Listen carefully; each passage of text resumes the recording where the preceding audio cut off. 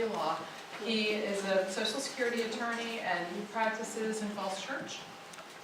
He did this presentation last week for the Arc in Northern Virginia. Yes. And does a really great presentation on Social Security.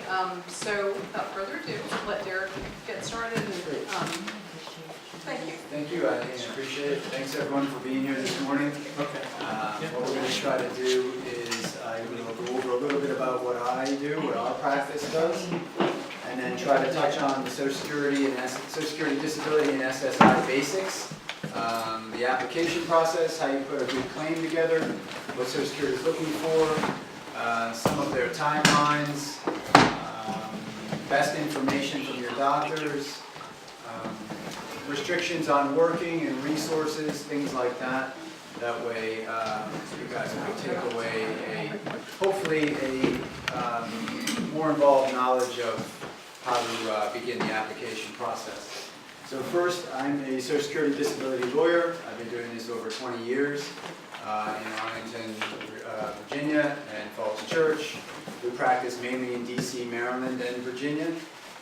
We try to make the application process as easy as possible for folks. We get together all the information that may be needed for a claim for benefits. We then submit it, keep track of everything at Social Security.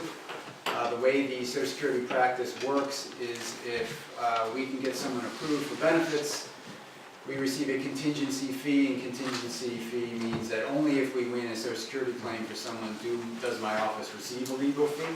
So we can put in 24 months on a case, and if we get denied and can't get that person approved, our office does not receive a fee. So we try to front load the claims with as much information as possible to give people the best chance at being approved right out of the gate. A lot of claims do go to a hearing with an administrative law judge in DC. That's really where most folks have their best chance of being approved. The most important thing I think you should take away from this is that Social Security is a long process. The Social Security Disability and SSI application process is lengthy. The initial claim takes 4 to 5 months for a decision. The reconsideration, which is the second online claim, also another 4 to 5 months. And then in the DC metro region, it'll take about 20 months to get a hearing date. So if it's denied twice and you have to wait for a hearing, you're looking at a long time before you finally get in front of the judge. So biggest thing to remember is keep all the information you get from Social Security, all the records, any medical records you have. Never give them any original documents. The only thing Social Security is going to want that's original is a birth certificate. But we ask that you bring it to their office and show it through the glass and take it home with you, because if you leave it there, the odds are you won't get it back. Or if you mail it in, they won't get it, and you definitely won't get it back. So other than that, try to keep all of your original documents and keep all that information together, either on a thumb drive. People say, I'm gathering all this paper. These days you can try to keep it on a thumb drive or on your computer or an external drive to make sure that nothing is lost.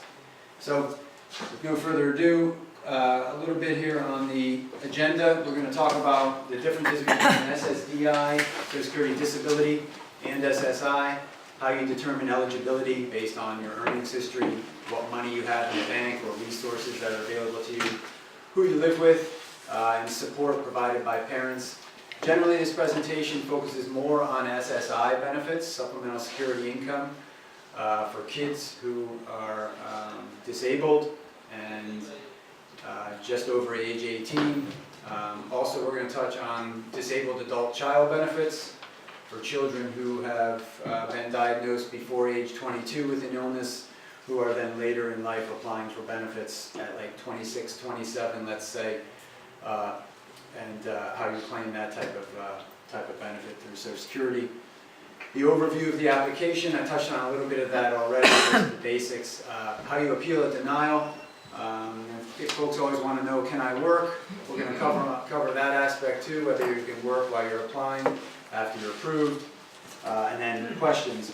What I'd like to do is just say that if questions come up regarding guardianship, powers of attorney, we're not really going to touch on that. That's a whole other presentation that would be addressed by somebody else, because they do interact with SSI benefits, but I'm going to try to focus on just the SSI and SSDI today.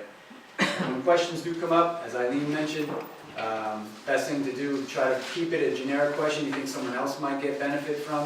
If you have facts, specifics to your particular situation, I'd be happy to talk with you afterwards and try to address those questions.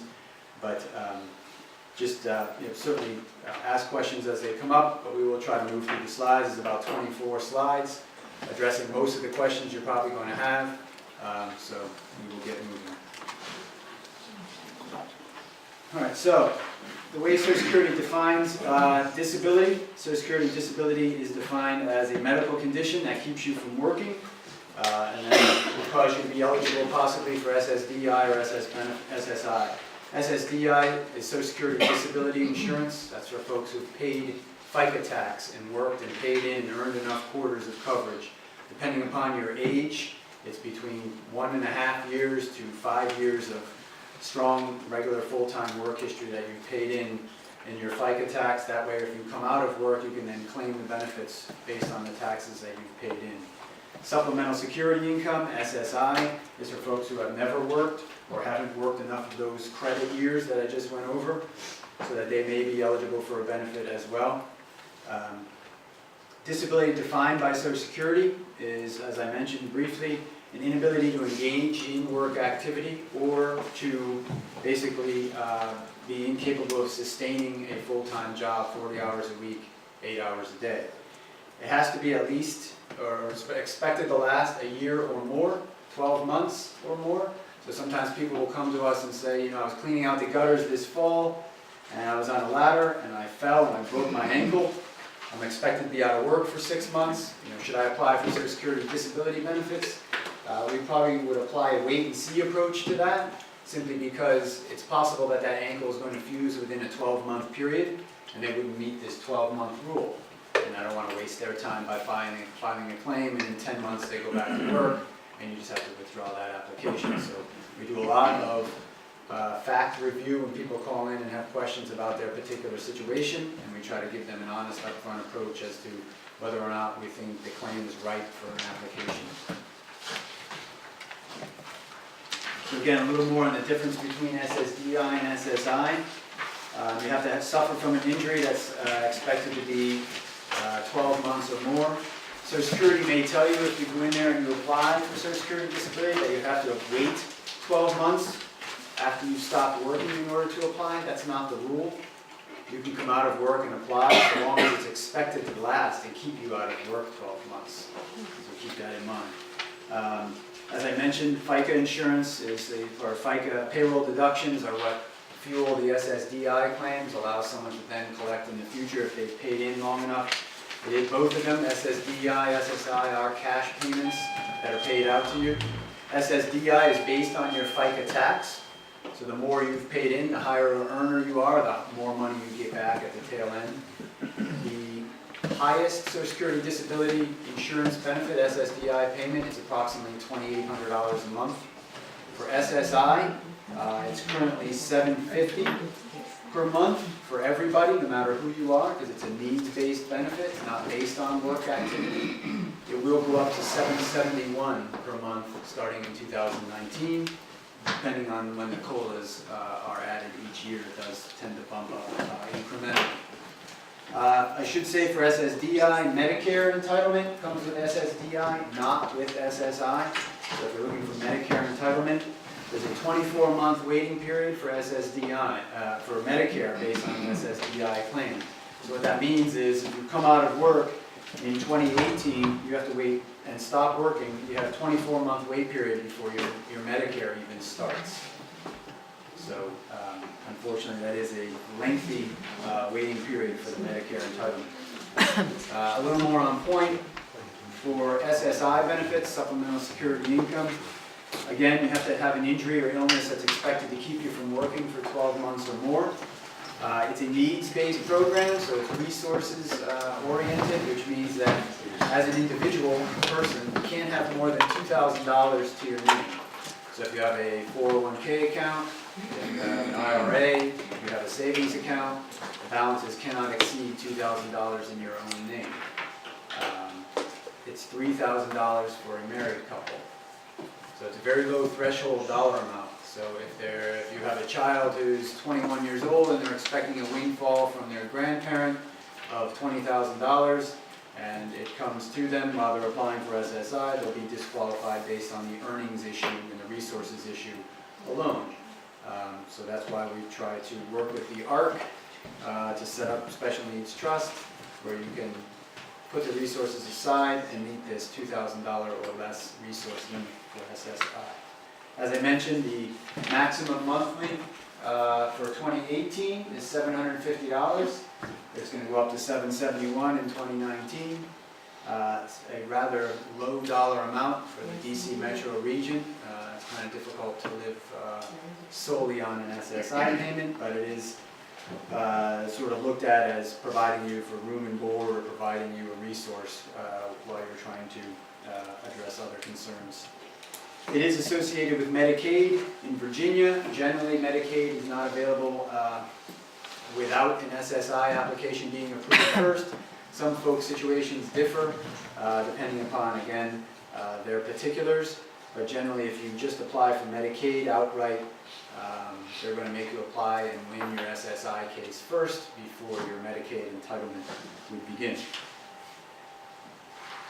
So we're going to move on to determining eligibility on the slides. So determine eligibility for those under 18 years old. For SSI purposes, we're going to touch on this in a moment. If you're 18 or under and living at home, your parents' income is deemed to you as if you were making that money. So if you're a 17-year-old child with cerebral palsy who will never work, and you live at home and you're only 17 and both parents work full-time, you're not going to be eligible for SSI because of the deeming concept, which means that the parent's income is treated as if that 17-year-old child is earning that money.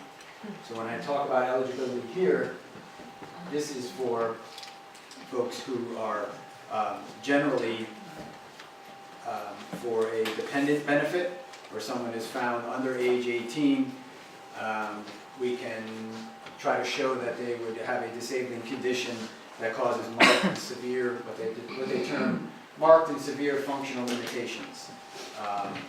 And those basically are daily activities, your inability to dress yourself, bathe yourself, take care of your personal needs, that type of thing. That's what that definition covers. When you're 18 and over, it switches more to the adult definition of substantial gainful activity, which basically means the inability to earn full-time wages. And then Social Security looks at, well, can you do a desk job? Could you do a greeter job at Walmart? Something along those lines. Any type of work activity in the national economy, that's the evaluation when you become age of majority. And substantial gainful activity is work activity that earns you $1,180 per month gross before taxes. In 2019, that'll go up to $1,220 per month. We get phone calls regularly from folks who are, say, 25 years old, they're making $2,000 a month, let's say they're working 20 hours a week, they have a pretty decent paying job, and they're making $2,000 a month. And they say, I'm not working full-time, can I apply for Social Security disability benefits because I'm not able to sustain my work due to bipolar disorder, I'm in and out of jobs. If you're making $2,000 a month, that exceeds $1,180, and Social Security won't even get to the medical part of the case. They will issue what's called a technical denial just based on the earnings alone. Even though it's not 40 hours a week full-time, your dollar amounts exceed the $1,180 in 2018. So unfortunately, we have to again apply more of a wait-and-see approach where if someone comes out of work and they feel like they're going to be out of work for 12 months or more, then it's possible we'd be able to apply. If you're working 20 hours a week, 15 hours a week, and you're making $1,000 a month gross, then we can apply for Social Security disability because you're below the threshold level of $1,180. Again, it's a rather low threshold. You're looking at gross income of $14,400 per year before taxes. It would be the max approximately based on $1,180 gross per month. So it is, sometimes folks come and say, I'm only earning $22,000 a year. Well, that's going to be too much, unfortunately, for Social Security. So you have to, again, wait and see if something, comes up in their condition where it takes them out of that, even that part-time work, or drops them below the dollar amount limits. As I just touched on with regard to SSI benefits, the deeming of income, deeming only applies for SSI cases. So if you're 18 years old and you live at home with your parents and they work full-time, the deeming concept does not apply because it only applies when you're under age 18 for an SSI claim. If you happen to be 20 years old and you live at home and you've worked 2 years full-time and you've earned enough credits under your own earnings history to apply for SSDI, that's perfectly fine. You can apply on your own. As it notes here, SSA stops the deeming of the parental income when they turn 18, if they get married, or stops living with the parents and lives on their own. Also underneath here, one other point, the income of a parent for the deeming purposes, if it's TANF, if the parent is receiving TANF money, that money is not considered held against the child as a deeming issue for SSI purposes. All right, so then we get to the resources that are generally counted in an SSI case. Cash, say, the general rule is anything that can be converted to cash is what Social Security is looking for to determine whether or not that resource is going to be counted against that person. So if you're 25 years old and you haven't worked and paid into the system and you're going to apply for SSI, you have to consider these resources. Do you have any of these things? Cash, savings account, like it says, stocks, bonds, land that's in your name, anything owned that can be converted to cash, including utilities, resources of a spouse, including if your spouse works and is on SSDI and receives a monthly check from Social Security because they're disabled in their own right, and you have not worked and you're applying for SSI, that SSDI payment of the spouse will be treated as if it is yours for your SSI calculation purposes. And then resources of a parent are counted, as I mentioned, if it's a child who's under age 18. Does a car being co-owner on a car count there? So that's on the next, generally here. One automobile, regardless of value, is generally okay. We do hear from different, it depends on who you get at the local office. They push back sometimes depending on the value of the car. We then have to remind them of their own rule, which is one car. So sometimes there's pushback from the local office, but generally you're allowed one automobile. That would be excluded from the resources calculation. Household goods, personal property, sometimes people say, like, if I have a laptop, is that considered a resource that'll be held against me? No, it is not. Those are household goods and personal property. Clothing, burial funds that are set aside specifically designated for $1,500, that's a rather low amount. Same with life insurance, that's a low amount in terms of what the face value of the life insurance policy would be. If it's $1,500, any more than that, if it's worth $10,000 life insurance, that would be held against you, because even if you take a penalty for turning it in, they figure you can still turn it in for a cash value. There is a concept called impairment-related work expenses, which are costs you pay for disability-based items, like wheelchair or a walker or something like that, things that you pay for that would allow you to work part-time at a low threshold dollar level. Those would not be held against you. Those would be treated as more of a personal property issue and not have a cash value that Social Security would be concerned about for the resources limit. Yes? Does that include hearing aids? Yes, hearing aids. Correct. Again, some examples at the bottom: certain transportation, medical devices, medications, modifications like the bars that are put in your home for you to navigate. Those are not considered resources for SSI purposes. So living arrangements, this we get into pretty often, where there's a child who lives at home. As it says here, it's called in-kind support, where Social Security will reduce the $750 a month cash payment if you get approved for SSI benefits and you're entitled to the full $750 per month.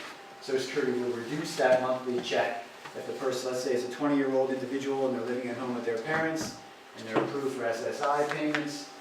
If the parents provide room and board at home, they are providing what's termed in-kind support for that person. So Social Security will reduce the payment from $750 by a third.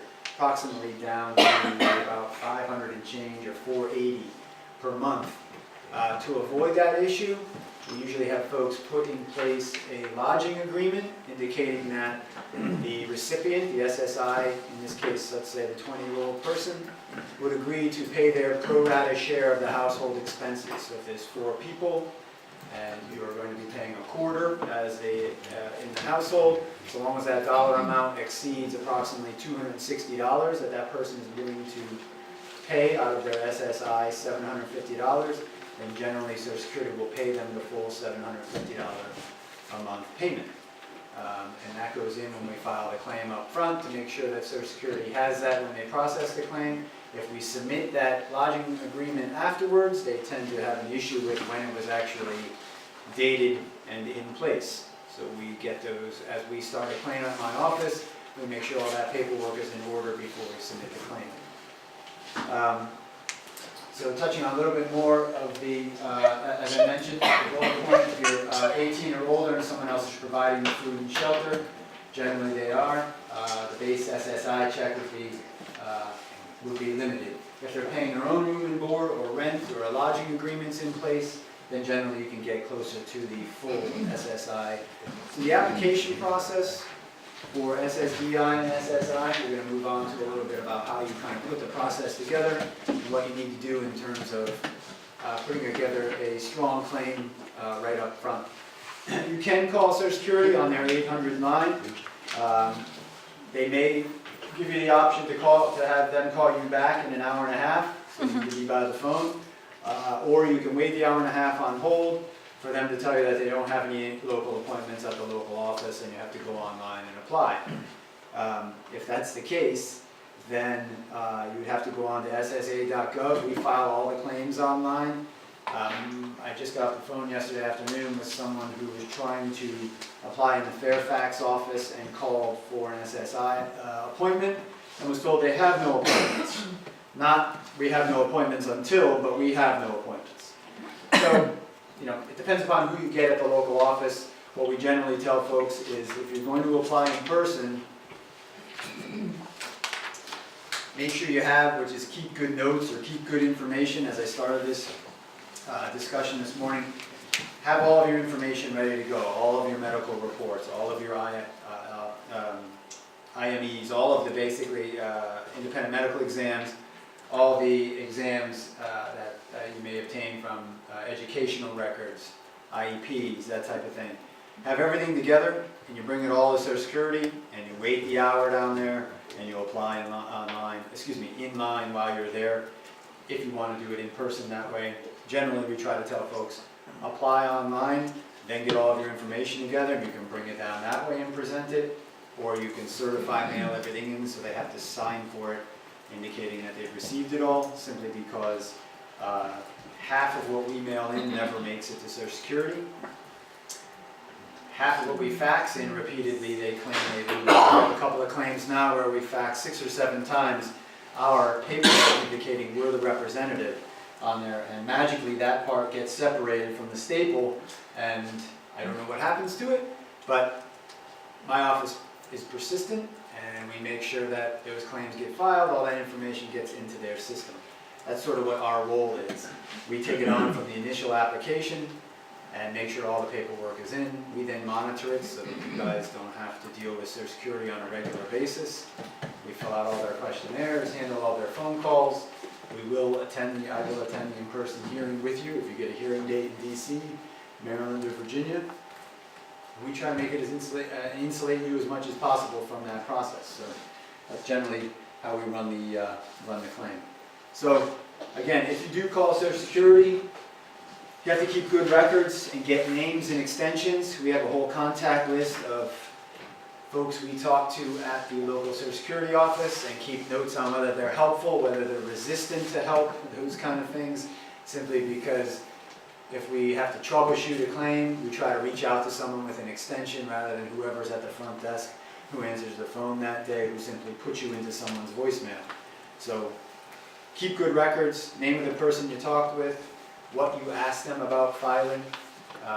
If they'll give you their extensions, you can call back and leave them a message about what you just talked about, so there's a record of that. what they told you about the process. They may say, you know, we need a birth certificate, we need a voided check, all of those things. Keep good notes. And again, as I started today, keep copies of everything you send in to Social Security.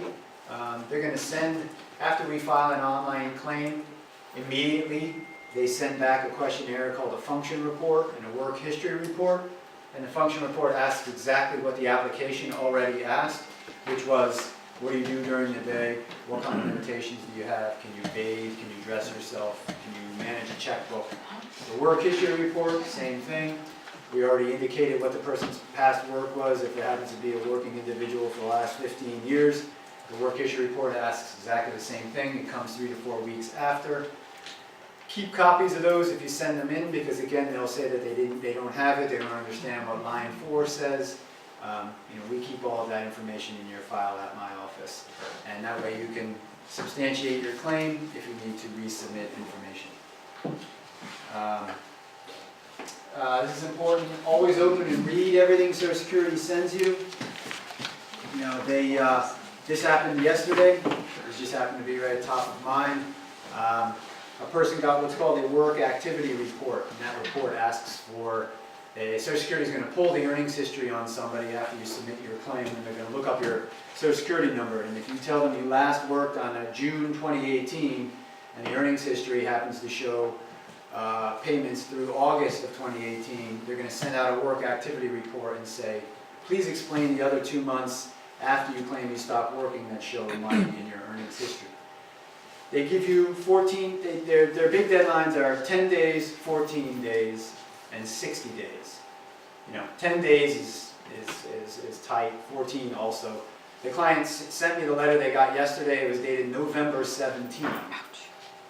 And they want that back in 14 days. Well, that's already passed. So what I always tell folks, always open and read all of your mail. Things are either post-dated or they're dated a week from now, depending upon how it suits Social Security. So if it's the kind of thing where we're going to be paying you shortly, it's always dated in the front, so that gives them another 2-week window before they actually have to take action. But when it's on you to do something, a lot of our paperwork is post-dated and we get it 10 days afterwards. They claim it goes to a central mailing facility after they issue a computerized order to print paperwork and mail it out. So always open it up. When they give you a deadline, even when you get it, it's best to call the person's name and their extension on there the day you get it, as this person did yesterday with the November 17 letter, and told them, look, I just got this. I'm working with my lawyer's office to get this back to you. We also called that person and said, we have it nearly completed. It'll be on its way to you. Don't make a decision without this paperwork. Keep all of your paperwork, letters, mailing envelopes. You'll get things that are, date canceled from the post office, so it'll have the red postage on there. Keep that envelope if you get something that's old and you may have to demonstrate that you didn't get it back to them in the 14 or 10 or 14 day window. We do that often where we photocopy their own envelope and say, this is the date stamp on this, this is what the letter says. You know, clearly they didn't go out the same day. Give us some leeway on getting this back to you. Important here, if a person is already receiving SSI benefits, you've got to keep the resources below the $2,000 in any month to maintain eligibility. So, for example, you're on SSI already, you've been receiving it for 6 months, and your grandparents sends you a check for $10,000 in the mail.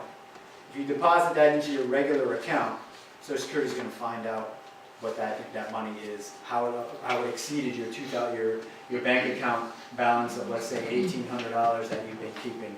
So any money that comes in, you should be putting it in a trust here at the ARC or elsewhere so that it doesn't get attributed to you when you're on SSI. Otherwise, they will stop your payments and put you into overpayment. They generally don't catch it within a 2 or 3 month period. It usually comes back around in 24 months later when they realize that they were paying you when you had resources, and then they send you a letter saying you owe us $25,000 in back pay because we should never have been paying you, and you never notified us that you got a windfall from your grandparents of $10,000, and it was in your account. We continue to pay you. You now have to work out a payment plan to repay them. You don't want to be in that situation. So be mindful of the balance in any account when you're on SSI. If you're an individual, you keep it below $2,000. So, excuse me, so stress you that, do yes. let Social Security Administration know that you're receiving money, or you don't let them know? Yeah, so we're gonna get into that. If you go back to work when you're on SSI and you're starting to earn money, then you need to notify Social Security on a monthly basis that what your wages are, to see whether or not, let's say it's $200 a month. There'll be certain credits that apply that still allow you to receive a portion of your $750 SSI payment. It'll be reduced for your earned income of $200 in that example. We need to notify Social Security by certified mail, and you get your green cards back that say every month, yes, I notified Social Security. Because that way they won't put you into overpayments saying that you never notified us of your earnings and we've been paying you the full $750. I was using the example of the gift from the grandparents. Yes. What was the question regarding the gift?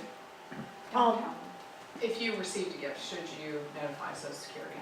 You should probably put it in an account that has nothing to do with your daily operating expenses, which would be, it has to be a permissible account like a trust, a special needs trust, because then that third or first party trust would be able to address the payment out on that income in an incremental level, which doesn't bring you above the $2,000 resource limit per month. All right, so information that's good to have when you call Social Security.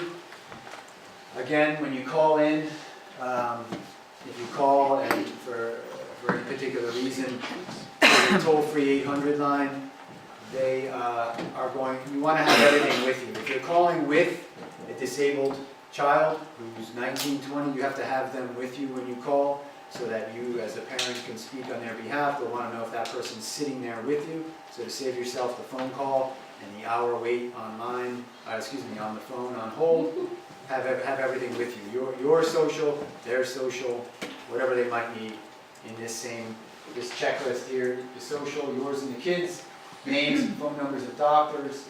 If you're going in and applying, you have to have all this information. Medical records that you want to submit up front to support the claim. It's best to have everything with you when you file the claim.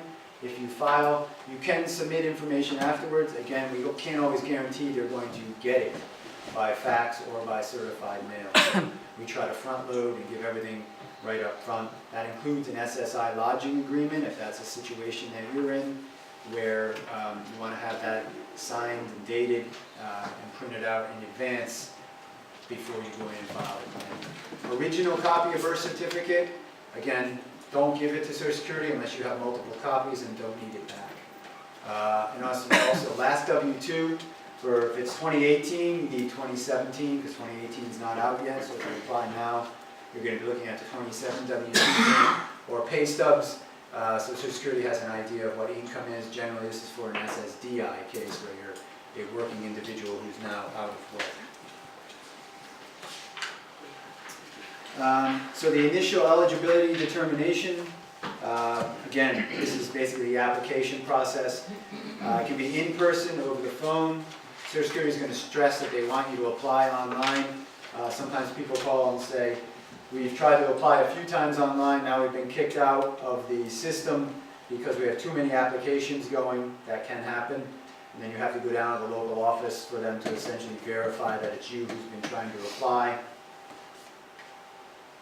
and sort of unlock their system. While you're there, this was my conversation yesterday, was take all of your stuff with you and see if they'll just take the claim while you're there to avoid 2 trips down to Social Security. If you're going down to have your claim unlocked for some particular reason, see if they'll take the SSI claim while you're there and take all of your information. I just hung up with a person on the way up here today who called Social Security to ask a couple questions, and that individual did the right thing. When you call Social Security and you inquire, it protectively files your application date so that if it takes you 2 to 3 months to get back to them and send in all the information they want, birth certificate, canceled check, things like that, the first inquiry or contact with Social Security, they log into their system so that if they're going to approve your case, instead of 6 months from now giving you a start date, they'll use the first date you contacted them when you called in or if you showed up down there for an inquiry. That's the way it's supposed to work, so I was happy to hear that person basically protectively filed their application date by calling into Social Security to get it rolling, get all the information in, then they'll go down there because they wanted to do it in person and drop everything off. Social Security, again, application process. Once we file online, you know, it's sort of redundant. We fill out about, I believe it's online application. It's not paginated, but generally, depending on how many doctors you have, it's between 10 and 14 pages. We type it all in, we submit it online. Social Security then prints it out and mails it to you and says, are these the answers that you gave to the online application? So rather than have, it used to be we did it in paper in my office, mailed it to the client, they signed it, mailed it back to us, we mailed Social Security or faxed them the 14 pages. Now they do the same thing, but they just print it out on their end, mail it to the client, and say, these are your computer answers, are these right? Yes, they're right, because my lawyer's office did it, and we did it all together. So you sign that, you mail it back. Social Security will give you a receipt that'll have a date on it, and that's sort of protectively filing your application, so that if it takes them 9 months to get back to you, you're not waiting for them to indicate, well, you applied 9 months from the time you contacted us. The contact date is what's going to protectively hold that application for you. So they'll send you a receipt, it'll be dated, you want to keep that. Again, before mailing anything, copy everything that you're sending back. So if Social Security sends you that printout and it's 14 pages, and you sign and date it saying yes or no, you have my date of birth off by a day, whatever it might be, you change it on there, you initial it, copy all that, keep it for your purposes, you mail back your copy. That way when they say, they use your wrong birthday, you can say, hey, I've got the copy that I sent you where I changed it and I initialed and signed it on this date. And I have the certified card that says you guys got it.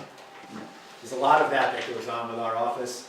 You know, that's why there's such a long delay in these processes. Why it takes 4 to 5 months for Social Security to get through their claim. If it's denied, you know, another 4 to 5, and then we're waiting for a hearing date. There's a lot of administrative work that goes into getting them the material for them to make their decision. Eligibility continued. Social Security is going to send the report. Once they gather all your information, they send it on to an agency that's called Disability Determination Services.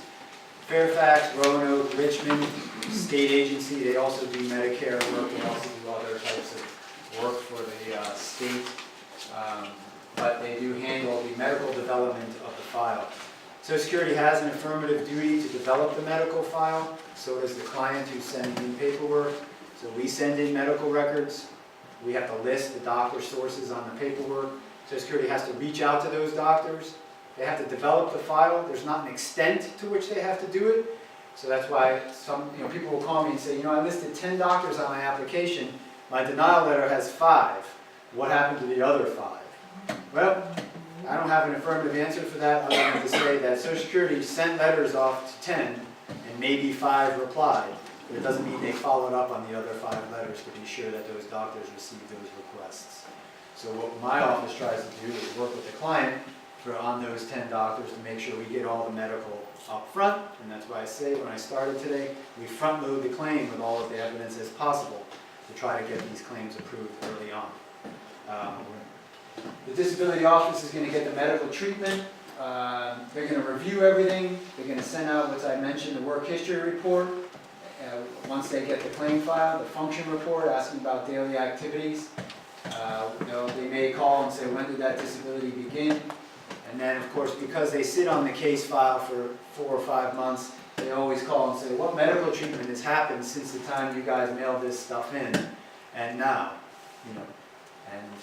So I like to say, well, if you guys had processed it within a 2-week period, nothing would have changed. But now they're happy to see a new neurologist or whatever it is, and that's what our office does. Is we constantly update Social Security, and we're in contact with you guys as our clients at least every 3 to 4 weeks. We ask that anytime you see the doctor, you email us who you saw and for what reason and when. We then update Social Security so we can avoid that phone call in 4 months, instead giving them all the information live as it comes in from you guys to be sure that they're getting everything. On occasion, depending upon the office that we deal with, they will reach out to me and say, we're having trouble getting in touch with Dr. Jones's office. We sent out a letter, we never heard back. Can you guys do something Yes, so then we will call the doctor's office and remind them. We'll remind you, coming from you guys as the patient or the client. Sometimes the doctor's offices take it more seriously and they'll actually react to your inquiry because you're their client. So we have you guys work with us in close coordination. So the tagline is 120 days after you file is when you should receive notice. In the DC area, it's more 4 to 5 months in terms of, it can be along those lines. It really varies on the office and what their volume is. The Arlington Social Security office, regional, the local district office closed, so all the people in Arlington who filed there now have to go to Fairfax, so that didn't help this determination. They doubled that backlogs as it was. Now everybody goes there, so they're pushing those into Pennsylvania for decisions, and then Pennsylvania will issue the decision and send out, so we get letters from the various offices in Pennsylvania who have more space and more time to process those claims. So it'll be an award. It'll be an initial claim denial where we can file a reconsideration appeal. And then if that's the reconsideration denied, we file a request for a hearing with an administrative law judge.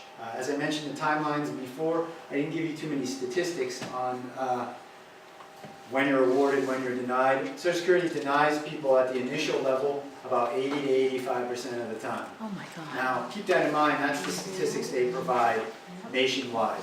Some of those cases never make it through because someone listed 5 doctors, but they've never seen that. They haven't seen that any of those doctors in the last 2 years.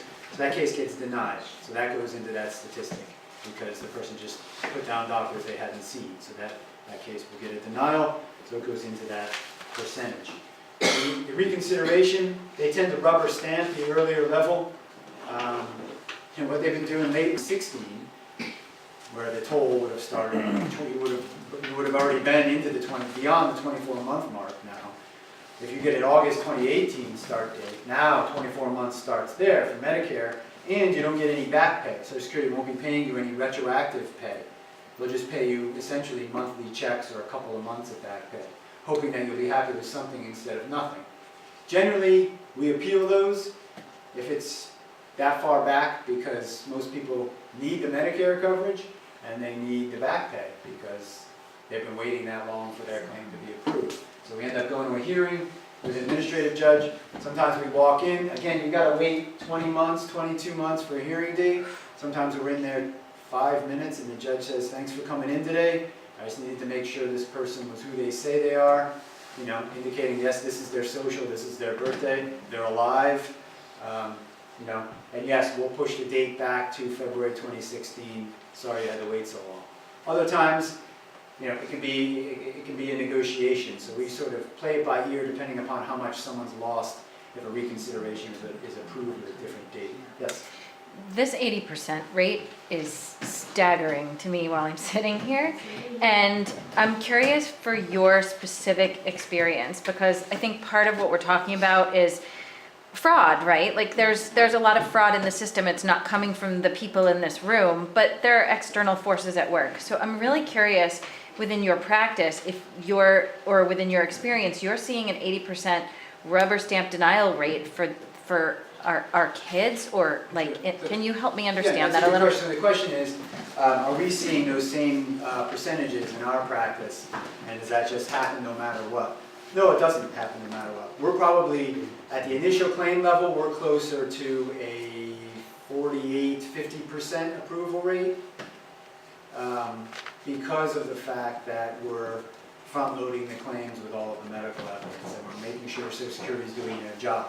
For the folks in the room here, I don't want to give you those doom and gloom statistics. There's plenty of, as I mentioned earlier in the beginning, if someone has a very clear-cut case, diagnosis-wise, if it's a 19-year-old individual who has cerebral palsy, who's wheelchair-bound, who's never applied for SSI benefits, but who's never going to be able to work, those cases don't fit within that 85% denial rate. You probably don't need my office. You need my office for the more difficult cases. And I'll give another example of that same. So for mental disabilities, and for cognitive impairments along the autism spectrum and intellectual disabilities.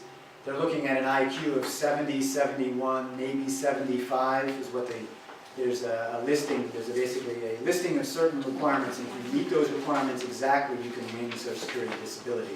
And you probably don't need my office's help for the more difficult cases. Folks will call in regularly and say, you know, my son or daughter has an IQ of 110, they're taking a couple classes at college, however, they have lots of accommodations, you know, can we win our case? That's more of a case that we have to sit down and talk about because they're not going to fit those exact 71 to 75 IQ cases, which are more of the straightforward ones that you don't need my office's help, that don't get denied 85% of the time. Those fit within Social Security's criteria, and if you have support and doctor support, you might have a much better chance of being approved. So, again, I'm giving you the statistics nationwide of what they tell us regularly. At the hearing level, we probably win about 85, 88% of the time. Because at that point, if we've been involved from day one, we've controlled the flow of evidence throughout the entire process. We know who the judge is when you get assigned that person. We know what kind of questions they're going to ask, depending upon what the client's diagnosis is. So we're able to take you through that whole process in a much more organized fashion. Yes? If you already have a DD waiver slot or on the wait list, does that increase your chances? You know, the question is about a DD waiver and whether that increases your chances of being approved. I wish I could say definitively that would. I think it helps. The more proof documents overall that you have, that another agency has felt that this person is disabled and incapable of sustaining work activity or sustaining lifetime skills on a regular basis, I think it can help. Again, I don't want to tell you yes, guaranteed. Yeah. In my opinion, I believe it helps to have more. The more documents you have that support the disability, the better chances you are at some point in this process. Yeah. Yes? Hello. Hi. My name is Jennifer, and I'm a 39-year-old self-advocate for people with disability. Yes. I've lived with permanent disability all my life, legal blindness and mental imbalances due to cancer from the get-go of childhood. And I never looked into Social Security until after high school graduation. I applied and was denied within a week's time, but I went on to take local community college courses, went on to work, had a permanent job, making a good income for 7 years as a receptionist, but then was laid off in the Wall Street crash of 2007. And following that, a year later, I was diagnosed for the third time with brain cancer, but for the first time without medical insurance. No one would take me in, but I found a hospital who said, let's sit down at our patient advocacy office, and we're going to submit an application for you to Social Security. I told them I did that the day I brought home my MRI report, and within a week's time, I was denied. They said, we're going to try it for you. Okay. A week later, I'm in ER. A week later, the patient advocacy office says your Social Security claim was denied, but we're going to go right back in and fight for you. And let's say 3 to 4 months, I receive a letter that I've been approved for SSDI. Between being released from the hospital, I've gone back to work, which was a retail job at the time, providing little to no benefits. I've just found that Social Security is an aid that people with permanent disability need, but it's designed to suffocate them from ever becoming independent adults, from achieving all that they can be. And I'm living in a space the last 5 years, just slightly smaller than this room, that cost me $1,200 a month. Right. That's practically all that Social Security disability insurance is giving me, plus 1 of 2 paychecks a month I receive from the Archelagan. Right. So what you're This pointing out. argument is, how are we supposed to ever be independent and have self-confidence, be active community supporting, giving members of our community, when the aid we need is also bearing us. I understand what you're Society. saying. Yeah, that's why I say, and all the time, these are low threshold dollar amounts. So Yeah, where we harken back they're not before, local wages. the 1180, or which will be 1220, is the maximum gross you can earn if you're on Social Security disability. Yes, it's not an income substitute. It definitely is not. But then you can't make an income substitute. Correct. So there's a concept which we'll touch on, which is called trial work period after you're on Social Security disability. And you can work 9 months after you're receiving your payment and earn as much as you like and receive your Social Security payment per month. However, after the 9-month period, they will stop paying your benefit. Right. Presuming that And you're people back to with work full time. certain disabilities are stuck at labor jobs, Correct. paying little to nothing of a livable wage. Right. Because of So the low they're stuck in threshold. the same spot as before. Right. I understand what you're saying. So, like I said, the way Social Security talks about it is that it's not an income substitute, it is a benefit based on what you've paid into the system in the past. However, it's not meant to provide for you entirely. Yeah, I wish I had better I news, just but- want people to know it's a fight, through and through and through. Thank you for your input, I appreciate it. Excuse me, when do we apply for Social Yes, sir. Security? After 18 few months or just at 18? Sure, so we can touch on that. That's fine, a good segue actually into some of the regular questions that we received. So the question is whether or not to apply at the 18th birthday or a couple of months afterwards. I recommend that you guys wait a couple of months, at least a month after the 18th birthday in order to apply. The reason for that is, depending upon who you get at the local Social Security office, they may kick it out and say you're too close to your 18th birthday. We think that it doesn't qualify.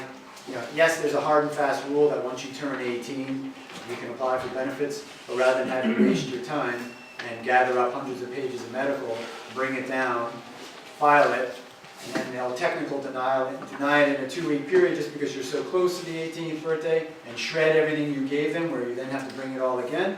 Try to wait the month, 6 weeks.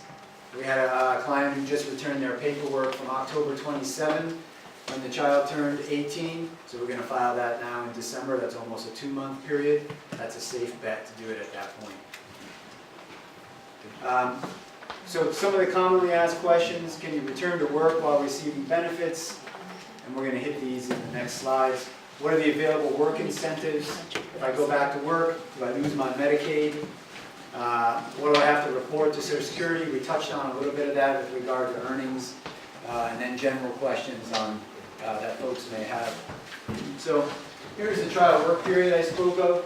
Under SSDI only, Social Security disability, and remember that's for folks who paid FICA tax and worked and paid into the system. The trial work period, you can return to work and still receive your full benefit amount. It's basically a 9-month, it's a total of 9 months. It doesn't have to be consecutive 9 months, and I'll give you an example. So you can earn an unlimited amount without lowering your monthly Social Security disability check.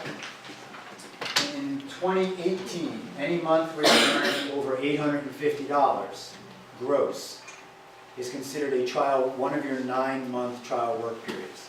So let's just say you're on Social Security disability, you go back to work January 2019, and you start earning $1,000 a month gross. Okay, so now your trial work period has begun, and you work January, February, March, and now you work 3 months of your 9-month trial work period.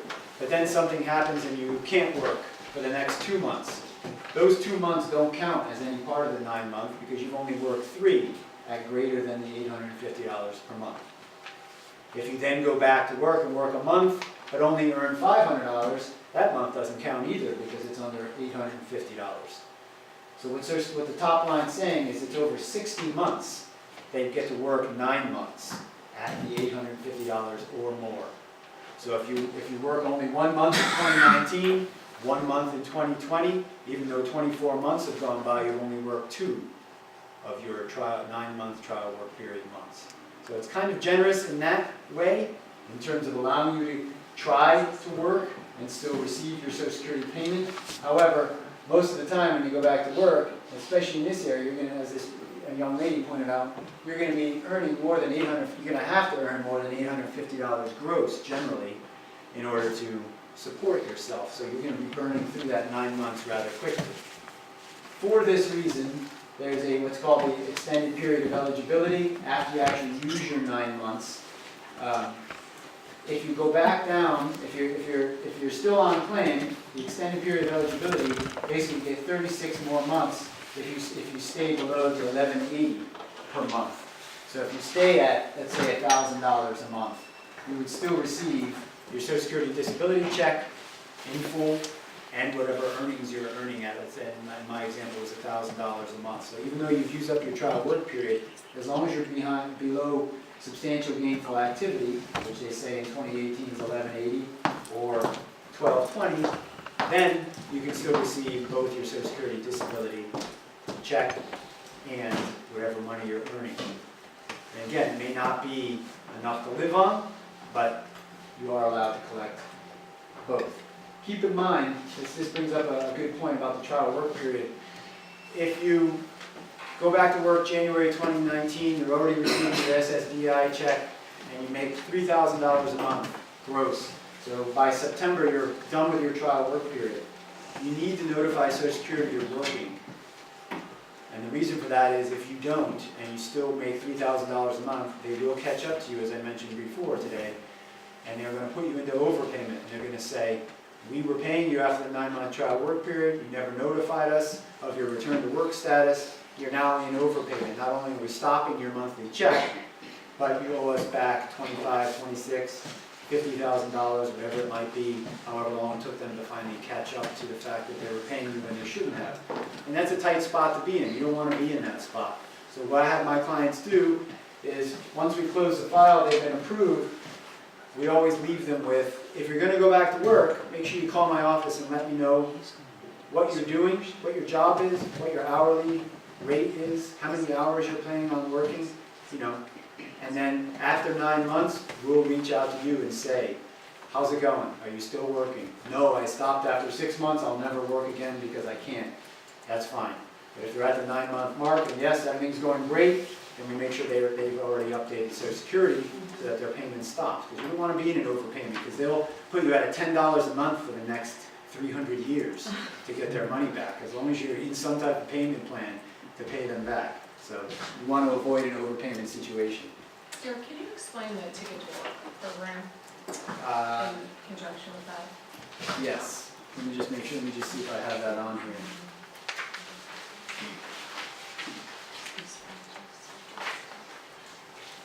Well, I don't have the Ticket to Work stuff here. The Ticket to Work is similar to basically similar to the PASS program.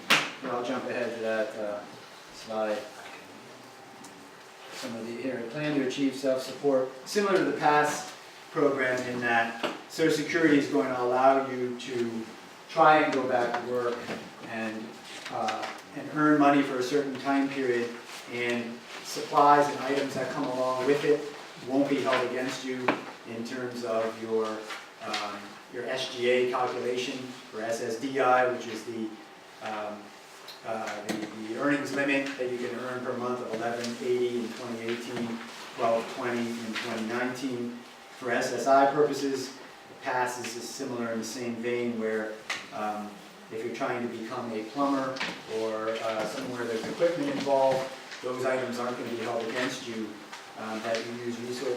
That would be, it's treated more like a personal asset, so that it doesn't get held against you. You have to have the plan in place, and it has to be signed off on, and that paperwork has to be in place with Social Security to be sure that they're not going to count these items against you when you're trying to, provide for yourself and get back to work and get into the workforce.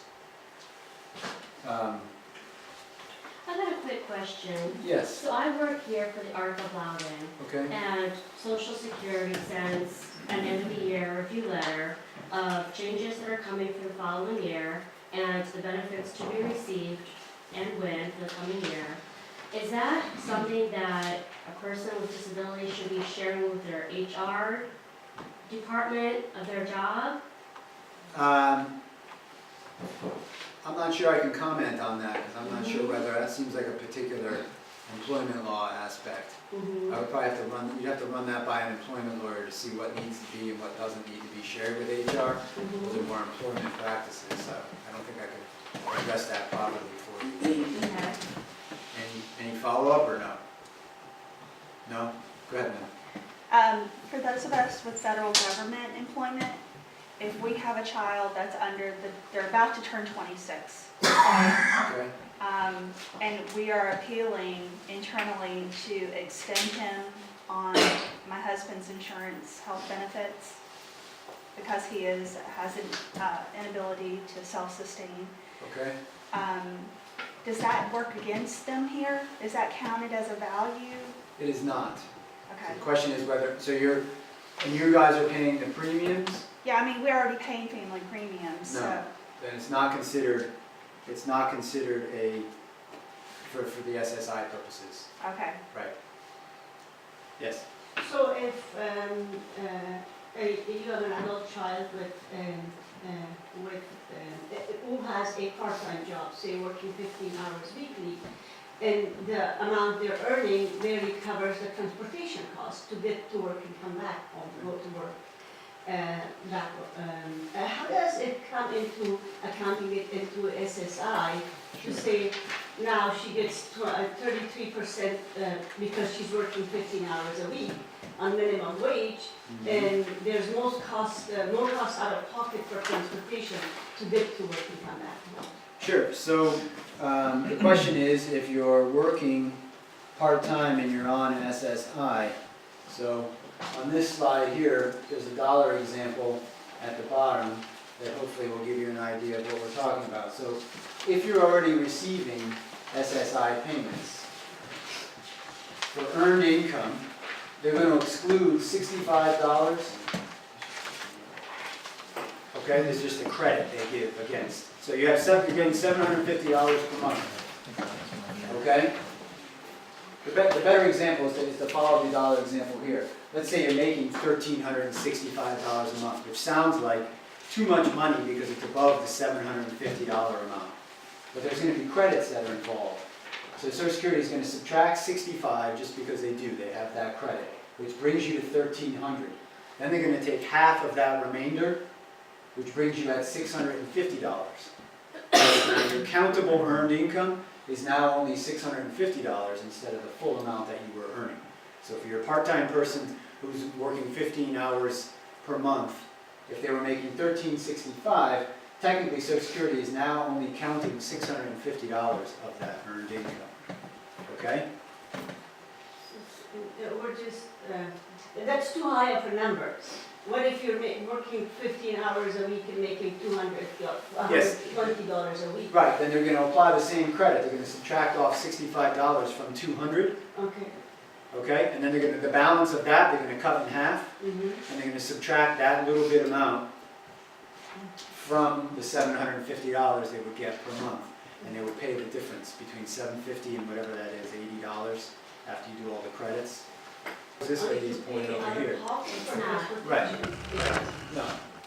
Again, you know, I mean, whether it's, that's more, again, a more employment law question as to whether or not that's considered a sustainable wage, but I mean, that's the calculation that they're going to apply, and that's how it's going to play out in terms of dollar amounts you receive per month. So, the takeaway from this, which is important, is that you can make about $1,550 a month, even though you're on SSI receiving $750, and still receive some of your SSI payment. And the important thing is, some people only need the Medicaid that comes with an SSI approval, that the dollar amounts, the $750 per month may not be that important to them. So even if they get $5 a month from SSI, so long as they hold on to their Medicaid, that's the important issue for them. So keep this example in mind when you're thinking about work activity after you've been entitled to SSI benefits. So we've touched on the trial work period. Student earned income exclusion. This doesn't come up very often, but before you become entitled to SSI, for kids who are under age 22 attending school and you're working, like this young lady, you're giving the example of a part-time job, they can disregard $1,870 per month when counting the income. If you're in full-time school, full-time. And again, attendance limitations are going to apply, which is why I put this in here, which is, it has to be full-time according to the school that you're in. But you can't exclude more than $755 in 2018. We'll change it up a little bit every year, but there are certain credits that, again, allow you, if you're a student, to exclude certain resources before you become, that's before you're on claim, before you become entitled to benefits. We touched on the past. Continuation of Medicaid. So Medicaid, again, it says here, even if you remain disabled, even if your SSI cash payment comes down to zero, we try to not to have it at zero, but $2 or $3 even, depending upon the part-time work activity that may reduce your payment down. But it'll still be eligible for Medicaid. And the annual earnings, you can't earn more. The latest figure I could find was 2017, so it goes up every year, but $36,044 is the most you could possibly earn and then still keep your Medicaid payment, even if your SSI payment went down to zero. And then the last thing here we talk about, as I touched on throughout, is... Sir, can you go back to the previous one? Sure, Medicaid? Yes. Sorry about that. No problem. It's in the Yeah, slide. no, I got it in the slide. I just wanted the explanation. Can you repeat it again? Sure, so, sorry. So as it states, Medicaid coverage can continue so long as you're still disabled and you were on SSI, even if you're working to the point where you're no longer eligible to receive any of the $750 per month on the SSI payment. Okay? Then you can still receive Medicaid. But you can't be making $70,000 a year. You can only make $36,000. Okay, $2,000. Yeah, and again, you can look it up online. That's the closest one I could find. Thank you, sir. You're welcome. Sorry. No problem. And then the last thing I'd like to just stress is, one moment, I'll answer your question. To avoid overpayments, report all of the employment to Social Security. Again, certified mail to show that you're getting that you have proof. We have folks who call us every once in a while who've done the right thing and sent in the reports every month and have 12 green certified mail cards, and Social Security still puts them into overpayment. You have to go down and demonstrate and show them all of those cards, and you've reported to them the earnings properly so they can reverse that overpayment issue. Yes? If you don't have that proof, are they anyways able to track down your monthly income to the system?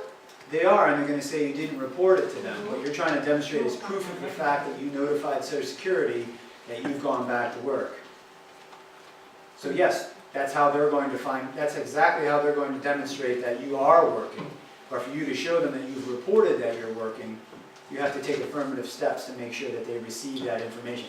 SSI has an app that you can use because of this reason, that you can report earnings through the app. Some of these go to a hearing with an administrative judge, believe it or not. So, they go through an initial claim where the Social Security calls you and says, hey, you never reported that you were working. And you say, yes, I did. And they say, denied, you're in overpayment, you owe us $20,000.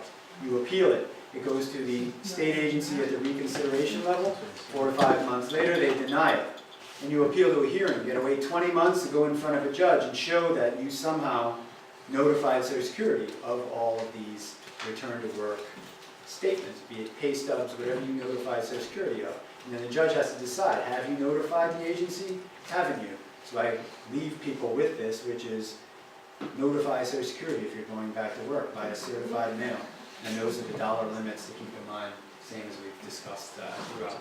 The opposite. What if there was no earnings 2 years ago and now they have come to with a letter saying, oh, you made too much money 2 years ago, now you're in overpayment, so we're deducting 50% of your monthly SSI because 2 years ago you overworked. And what if that person not even had a job 2 years ago? Yeah, so then you'd have to demonstrate from your tax returns or lack of tax returns that you didn't have to file, or other bank account information that's in that person's name to show there's been no influx of money, and demonstrate. Again, some of those go to a hearing with a judge, and then you have to appeal it that way to demonstrate facts supporting your end of it. And usually it's documentation, or again, lack thereof. If you didn't earn enough to file taxes, you can demonstrate you didn't have to file for those years, things like that. Will they take copies of pay stubs? Or do you They get will, some? yes, Okay. copies of pay stubs are fine. And you had a question in the back? If you're just interested in getting Medicaid, how is this different than from applying for, right now Virginia has opened until December 15th that you can apply for Medicaid? Right. I don't know much about the direct Medicaid application. I Okay. can certainly give you a referral to a Medicaid attorney that will be able to walk you through that process directly. The Medicaid comes along with the SSI generally in Virginia. Again, we don't handle the direct application for it, but let me know afterwards. Okay. Yes, sir. I wanted to thank you for coming. Yeah. I have two short questions.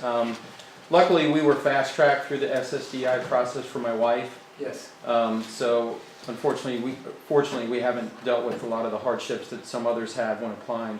But my first one is, we were given a form, which I filled out very quickly, to justify what our expenses are after my wife was deemed disabled and started receiving Social Security. I guess they wanted to see where that benefit gets spent every year. Are you from? You're the representative payee in that? Correct, That's yes. right, because she can't manage her own fund. That ends coming up this spring. They're gonna eliminate. No more of that. No more of that. Okay. No more of the representative pay? No more of the reporting, the sheet or the two-page form. Accounting Where of- you have to account Yeah. for where you used the money on that person's behalf. Derek, is that only if the person lives with you? Or is that for anybody? I don't think they have to live with you. Yeah, it doesn't, it's so long as the representative payee requirement is in place, then the residency doesn't affect. My second question, and this may not be your area of expertise per se, but I've been getting very conflicting information about whether or not a spouse caregiver of someone who is receiving their Social Security can receive Social Security benefits themselves if they were to apply for an early benefit. Because I'm not able to work. Are you aware of that at all? Because I've been getting mixed information. I just wanted to sound you. My understanding is that the cared for person has to be 16, I believe 16 years old or younger. So in your situation, your wife or the person you're caring for has to be 16 years or younger. But I don't know exactly. Don't hold me to it because I don't know the specifics. Do you know who I should contact, who could answer that question? You could follow up with, depending upon, you call the 800 number regularly, it's a call center. Yeah. You may get someone who's knowledgeable in that fact, because sometimes we call and that person, doesn't even seem like they work at Social Security, so we call back. So for that reason, I would recommend looking into it that way because they'll be able to look at it. I have a comment. Just so that you guys, our kid is 25, so if anybody's in the over 18 with a child on the spectrum, perhaps, category, this would apply. But when you go to apply for Social Security disability, it automatically asks you, do you intend to apply for SSI? Right. So they're kind of concurrent processes, and because both applies to him. He's earned a lot less than the average earner, but he's worked enough to have paid some FICA, so we did both. And we were subsequently denied for both, which leads me to my next question.